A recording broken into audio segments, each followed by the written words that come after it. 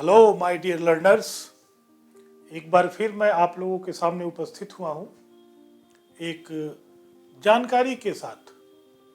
और आज की जो जानकारी है वो फुल्ली जो है 10th और 12th के बोर्ड में अपीयर होने वाले विद्यार्थियों के लिए है। ये एक्सक्लूसिव केवल उनके लिए ही है, क्योंकि आज सुबह जब मैं क्लास ले रहा था अपने अचीवर्स एकेडमी ऑफ एक्सीलेंस में, तो कुछ बच्चों की समस्याएं हमने सुनी, तो आई रियलाइज कि कुछ एक इन्फॉर्मेशन आप लोगों के पास होना चाहिए जो कि आपको एग्ज़ाम के फाइनल प्रिपरेशन में मदद करेगी।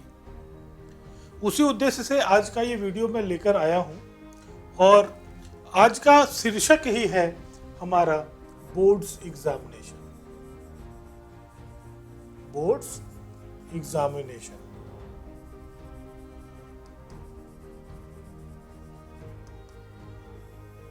सबसे पहली समस्या जो हमारे सामने आज सुबह सुबह आई वो ये कि बहुत सारे बच्चे उन टॉपिकों के पीछे परेशान हो रहे हैं जो उनको पूरे साल समझ में नहीं आया और उसके पीछे अपना समय जाया कर रहे हैं। That means I just wanted to tell them one thing very honestly, that if you have not understood any particular topic in your syllabus, so don't try to learn it at this point of time. Because at the current scenario, what is required by the examination is the maximum revision. Maximum revision of what? What you have already been learned, what you have been commanded over. That is the thing now you people have to do. See, if you will put your energy and time in learning those topics which were not understood by you during whole session, then I'm sure that still putting your brain and time into that particular topic at this point of time will not bring fruit for you. It is for sure. So what is the solution I have for you? That leave that topic. Forget about that topic. Now remember just one thing, what you are knowing should be the best one. The topics which over which you have the command shall be practiced by you. क्योंकि पता है मुझे इस situation के लिए एक quotation याद आती है, that I am not afraid of my opponent who is knowing 10,000 types of moves. I am afraid of an opponent who have practiced one type of move 10,000 times. मतलब कि मैं उस व्यक्ति से नहीं डरता जी जो कि 10,000 तरीके से लड़ना जानता है। मैं उससे डरता हूँ जो एक ही तरीके से लड़ना जानता है लेकिन उसे 10,000 बार प्रैक्टिस। तो कहने का जो थीम है वो केवल एक है कि प्रैक्टिस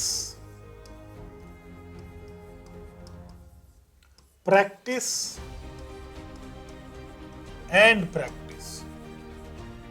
तो सवाल उठता है कि सर ये प्रैक्टिस जो टॉपिक नहीं पढ़े उसे छोड़ दे, जो नहीं आता उसे छोड़ दे क्या? बोला आपके पास अब कोई ऑप्शन नहीं बचा। आपके पास अभी केवल एक ऑप्शन बचा हुआ है इस पॉइंट ऑफ टाइम में कि आप जितने टॉपिक्स के ऊपर कॉन्फिडेंट हैं उसमें आप प्रैक्टिस करें। कोई भी डाउट यदि किसी भी पर्टिकुलर सब टॉपिक में या टॉपिक में आता है तो उसे आप मेरे सामने लेकर आए। आप मुझे हमारे वीडियोस में कमेंट करके बता सकते हैं। हाँ, एक बात मैं बताना चाहता हूँ कि आप सभी लोग मेरे वीडियोस को एटलीस्ट एंड तक जरूर देखें, क्योंकि मैं अपने वीडियोस में कहीं कहीं पर बहुत ही ज़्यादा एग्जामिनोपयोगी बातें बोल जाता हूँ और यूँ स्किप करेंगे या फिर देख के बाहर चले जाएंगे पूरा वीडियो सुने बगैर, तो आपको जो लाभ मिलना चाहिए वो आपको नहीं मिल पाएगा। उम्मीद करता हूँ मेरी बात आपको समझ में आ रही होगी। और इस वीडियो के माध्यम से बस मैं दो ही बातें कहूँगा कि आपने प्रिपेयर कैसे करना है और जिन टॉपिक्स के ऊपर आपको डाउट है तो उनको आप कैसे मुझ तक ला सकते हैं। देखिए, ये डाउट सेशन जो भी आपका होगा वो हम लाइव भी ले सकते हैं, वो हम आपको अपने सेंटर में बुला के भी कर सकते हैं। देखिए, इसके लिए हम कोई आपसे फीस चार्ज नहीं करेंगे, ये केवल और केवल हमारे अपने विद्यार्थियों के लिए फ्री ऑफ कॉस्ट है। और जो भी बाहर से आकर इसे करना चाहते हैं उनके लिए भी ये ऑफर टिल एग्जामिनेशन फ्री है। तो कोई भी आके हमें ज्वाइन कर सकता है, अपने डाउट क्लियर कर सकता है बिना किसी संकोच के। ठीक है ना? तो हम आगे बढ़ते हैं। देखिए, प्रिपरेशन करने के लिए आपने खुद को पूरा का पूरा सेशन दिया और उस प्रिपरेशन के दौरान में आप लोगों को किसी ना किसी टॉपिक पे बहुत ज्यादा डाउट हो गया या फिर वो टॉपिक के ऊपर आप अपना कमांड नहीं बना पाए। तो ऐसे सर्कमस्टांसेस में क्या होता है? ऐसे सर्कमस्टांसेस में आपके अंदर एक बीमारी पैदा होती है जिसे बोलते हैं पैनिक। और ये जो पैनिक है ना, वो आपके सारे किए कराए के ऊपर पानी फेर देगा। कैसे? देखिए, मान लेते हैं आपको भूख लगी है। भूख लगी है तो दो बातें होंगी कि आपके सामने जो मिलेगा पहले आप खा लेंगे, या दूसरी बात ये होती है कि जो आपको खाना दिया गया वो पसंद का नहीं है, आप नहीं खाएंगे, या आप गुस्सा करेंगे। तो उसमें क्या कहानी होगी?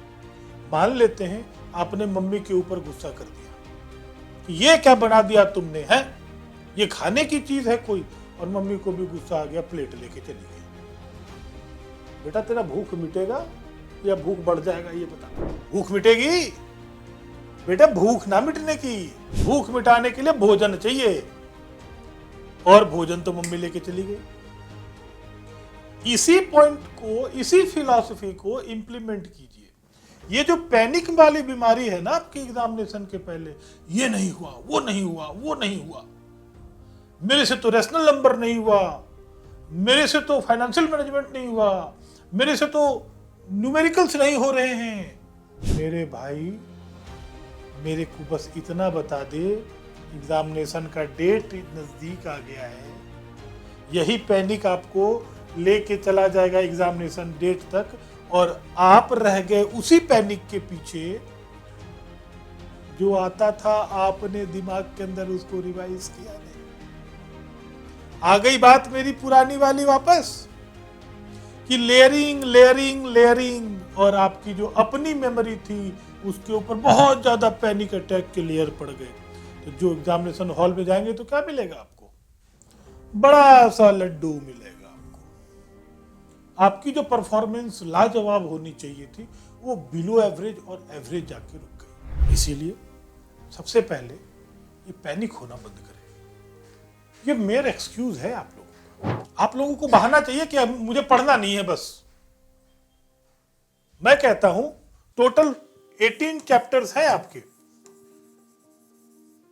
इस 18 चैप्टर में यदि 4 चैप्टर आपको नहीं आता है तो बाकी के 14 तो आते हैं आपको। Why don't you excel in those 14 chapters? उस 14 चैप्टर्स को अपना हथियार बनाइए। और वो कैसे बनाएंगे? देखिए, उसको बनाने के लिए आपके पास एक बहुत सरल सा चीज है जिसे बोलते हैं सैंपल पेपर। जिसे बोलते हैं सैंपल पेपर। देखो मेरे बच्चों, आप लोगों को बार बार एक बात नहीं बताई जाएगी। आप बड़े हो गए हैं, समझदार हो गए हैं, और उससे भी ज्यादा जिम्मेदार हो गए हैं, और जिम्मेदारी अपने कंधों पर आपको लेनी पड़ेगी। और वो जिम्मेदारी है ईमानदारी से अपने टेबल चेयर पे टिक के बैठ के आपको 3 घंटे के शेड्यूल में पेपर सॉल्व करने होंगे। उस पेपर को फिर इवेलुएट कीजिए। जो खुद से कर सकते हैं खुद से कीजिए, जो खुद से नहीं कर सकते हैं तो अपने रिस्पेक्टिव टीचर से कांटेक्ट कीजिए और जाके उनसे अपना पेपर इवेलुएट करिए। उनको बोलिए कि सर आखिर मेरी गलती कहाँ हो रही है, मुझे बताइए, मैं समझ नहीं पा रहा हूँ, और उनसे उन गलतियों का समाधान लीजिए। यही अभी आपको करना है till the date of examination. और जब ऐसा होगा ना, आप इस चीज को फॉलो करेंगे, तो जब आप एग्जामिनेशन हॉल में जाएंगे आपको क्वेश्चन पेपर मिलेगा। जैसे ही क्वेश्चन पेपर मिलेगा आपके दिमाग में बजेगा टन और तुरंत चल पड़ेगा आपका पेन। और as a result what will happen, you will gate